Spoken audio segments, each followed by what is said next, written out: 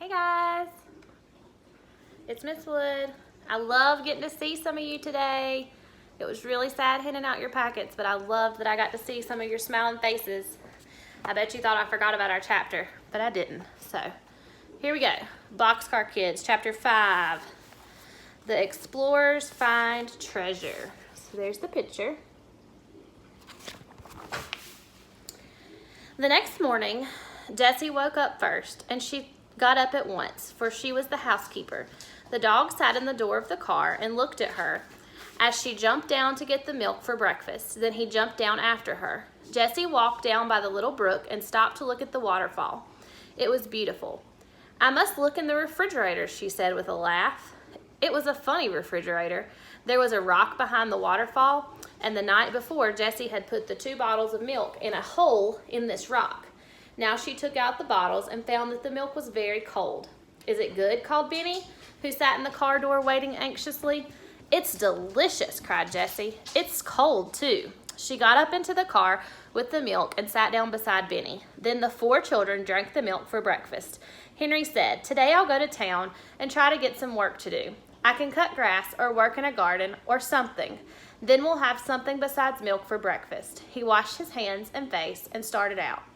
"I'm so glad you have a dog, Jessie," he said. "Goodbye, I'll be back soon, probably around noon." The children looked after Henry, and then they looked at Jessie. The children looked after Henry, and then they looked at Jessie.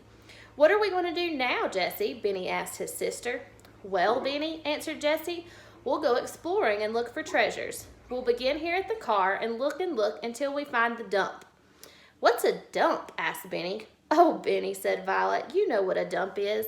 Old tin cans, old dishes, and bottles." "Are old tin cans and dishes treasures?" Benny wanted to know. "They will be treasures for us," answered Jessie, laughing. "And wheels?" asked Benny again. "Will there be any wheels on the dump?" "Yes, maybe," replied Violet. "But cups, Benny, and plates, and maybe even spoons. You like to drink milk out of a cup, don't you?" "Oh, yes," agreed Benny politely, but anyone could see that his mind was still on wheels. The explorers started walking down the old rusty tracks, with Watch hopping along on 3 legs. The other paw, still tied up with Jessie's handkerchief, was held off the ground, but the dog looked very happy. He liked these kind of children. They all walked along through the woods, looking this way and that. After a while, the old track came out into the sun, and the explorers found that they were on top of a hill. They could look down and see the town below them. "Henry is down there," said Jessie. Benny was walking along beside his 2 sisters. Suddenly, he cried happily, "Look, Jessie, there's a treasure, a wheel." The girls looked where he was pointing, and they saw a big dump with many old bottles and tin cans on it. There was also both wheels and cups. Indeed, there were dishes of all kinds. "Oh, Benny," cried Jessie, "you saw the treasures first. What should we do without you?" And here's a picture of the treasures that they found.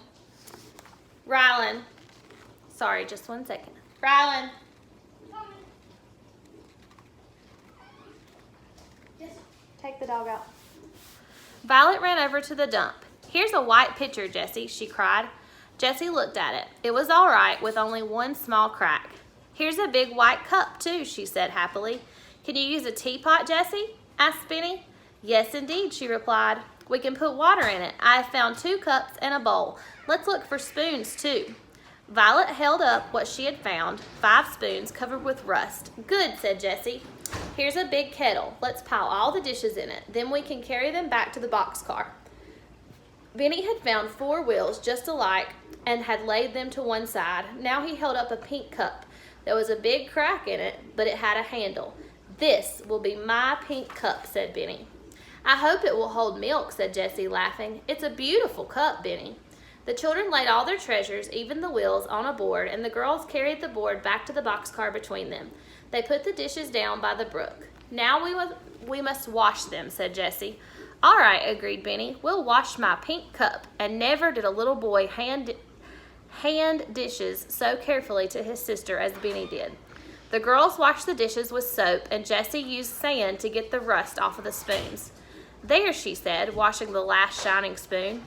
"How fine they look, but I'm afraid they still aren't clean enough to eat from. When Henry comes, we'll get him to build a fire. Then we can have hot water to rinse them, and they'll be very clean." The children sat back and admired the dishes. Suddenly, Violet cried, "Oh, I know where we can put them. Come and see what I found in the car last night." Both girls looked in at the door. "Look on the door on the other side of the car," said Violet. All Jessie saw were 2 pieces of wood nailed to the closed door of the car. But she knew at once what was in Violet's mind. She ran to get the board they had carried from the dump and laid it carefully across the 2 pieces of wood. It made a fine shelf for the dishes. "There," said Jessie. The children could hardly wait to put the shining dishes on the shelf. "Let's put them on now," said Violet, "and see how they look without waiting to rinse them." When they were on the shelf, Violet picked some white and yellow flowers and put them in a cupful of water in the middle of the shelf. "There," said Jessie, stepping back to look at it. "You said there 3 times, remarked Benny happily. "So I did," replied Jessie, laughing, "and I'm going to say it again." She pointed into the woods and said, "There." Henry was coming through the woods, and he carried many funny-looking bundles in his arms, but he would not open his bundles or tell what he had been doing until it was time for dinner. So here's a picture of the shelf that they made and the flowers that they picked.